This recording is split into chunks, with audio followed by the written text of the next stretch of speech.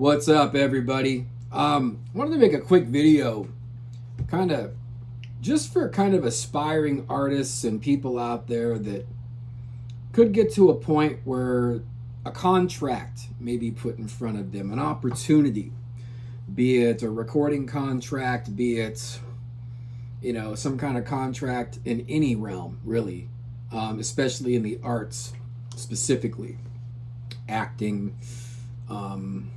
anything in that realm. And, I was watching a great piece by Dave Chappelle today that got me thinking about this. And, I like Dave Chappelle. I think he's one of the greatest to ever do it, and maybe the greatest modern comedian slash philosopher, in the sense that whenever I seem to watch Dave and really listen to him, I feel like I'm always becoming wiser and smarter for doing so.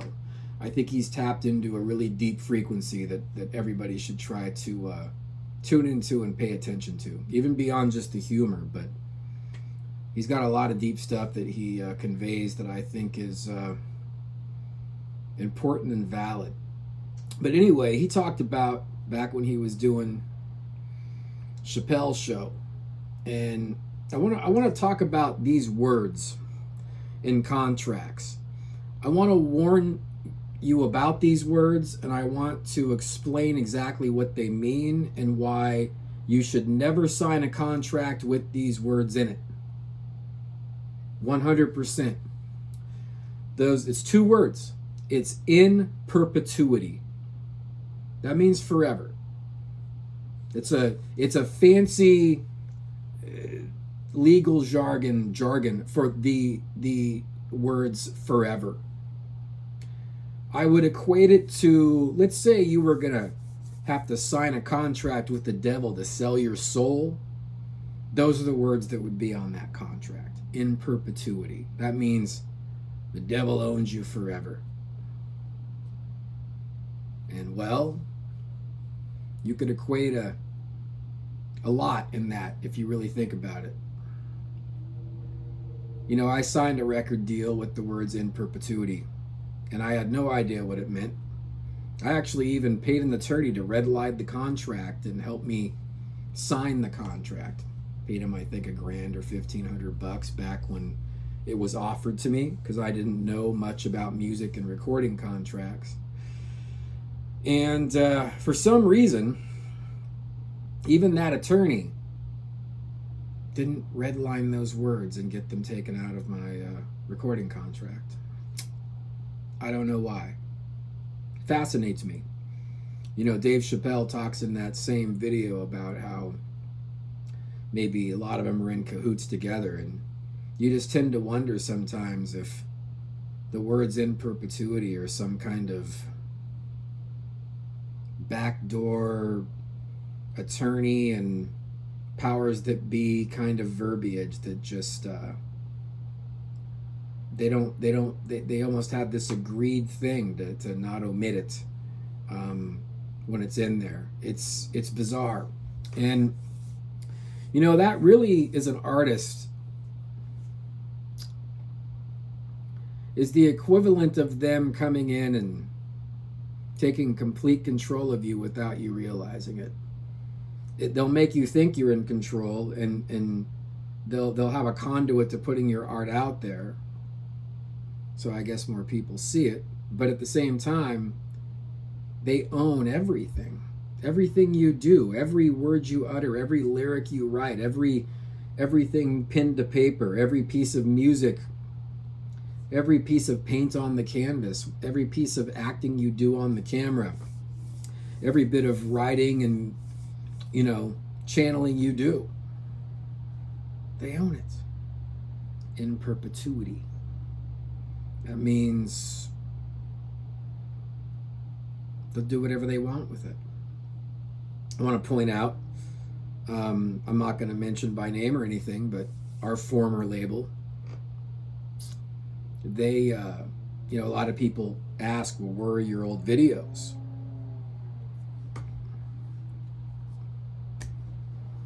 They own them. They can do whatever they want.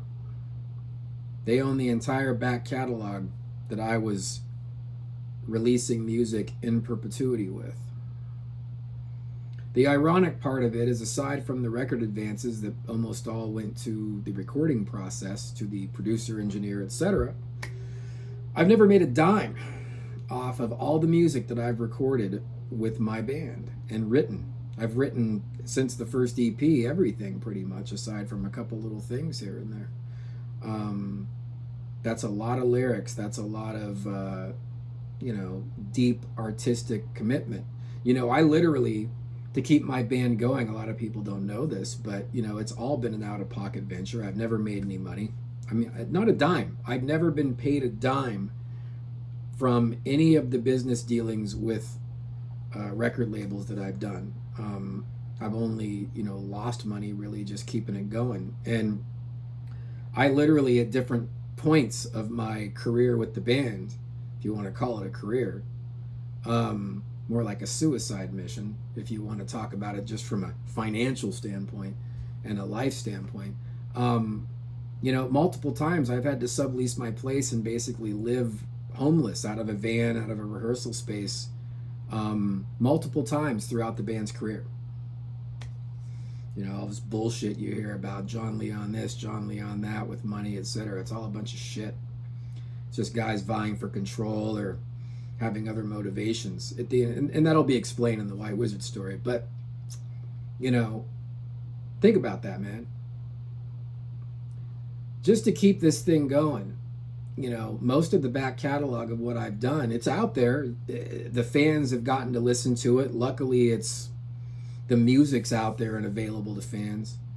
But they don't get to enjoy the videos that Dave Voorhees did, that I think are classic and fantastic and a big part of our legacy, for some spiteful, ridiculous reason that isn't worth getting into. But as with all situations, there's fault on all sides. It's unfortunate, and those words, in perpetuity, just everything, all the art you create, if you get a contract put in front of you, I can't stress this enough to everybody who could be signing a contract. I'm telling this story as a warning to people. If you see the words "in perpetuity," you get that omitted, get the verbiage changed, or you walk. I don't care what they're offering you, man, because it may seem like it's a good deal, it's an opportunity, etc., but it's really not. Steve Vai, the guitar player in the 80s, his first solo album, Flexible, he told the labels to go get fucked, and he made that album himself and put it out himself. He still makes revenue from that record. That record has made him tons of money. It may be a harder road. You may have to go out of pocket more to hire PR and hire radio and push your record. And it's not always the most optimal situation. I mean, sometimes it's good to try to find someone to put your music out there, but don't sign anything with the words "in perpetuity" on it. Don't do it. In perpetuity means forever, man. Just remember that. It's the equivalent of selling your soul to the devil. So, that's what happened with Dave Chappelle and his show. Go watch. There's a rant on YouTube about it that's fascinating. And though I am on a much more micro scale, I could totally relate to that and those words "in perpetuity," because when our videos were pulled, that's the first thing I went and started asking questions and had people read through the old contract, and those are the words, "in perpetuity." They own it forever. So whatever money you put towards it, it ain't coming to me. Never has. There was money advanced for the recordings, which was paid to the engineer, the producer, and we'd take, I think, about $1,000 on each record for the travel costs, etc., because our producer was in a different state. We would actually go record the records in a different state because our producer is great, and I had a good relationship with him, and I knew he's really good at capturing the sound of the band and making it sound as great as possible. And all great bands need great producers. Iron Maiden's had Martin Birch, and you go down the list, Judas Priest, Tom Allom, Rush for many years had Terry Brown. on their most classic records, and other great producers in the 80s too that they worked with that were top-notch guys. You got to have that. And so that's why I always wanted the White Wizzard records to be as great as they could. So I always said, put the money there. You know, let's make the best records we can. And I think that we did. I'm very proud of the work, but I don't own it. I have no say over what happens with it. I never will.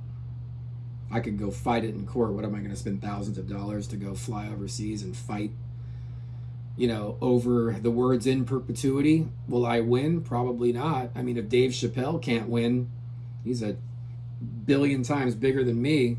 The hell am I going to do? Some lowly, you know, guy, Rush Iron Maiden worshiper writing songs and making my stupid little band, right? Good luck with that shit.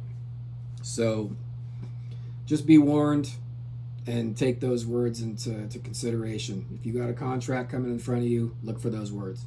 If it says "in perpetuity," you walk, or you get those words omitted from your contract. Don't let them take it forever, and look for a thing to put a thing called a rights reversion if you can.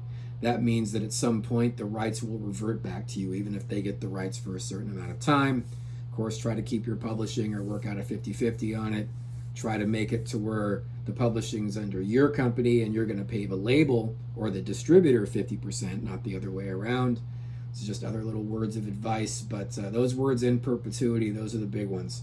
You know, don't sign anything that has those two words on it. So anyway, my advice, wanted to tell that story. I was inspired by watching Dave Chappelle and his experience, and you know, I think it's important for everybody to know that, because even he said he had no idea what it meant when he signed his contract, and everyone told him, "Oh, it's a good contract." I was told it was a decent contract by the guy I had read through it, and look what happened to me. So, in perpetuity, look for those words. All right, guys. See you soon.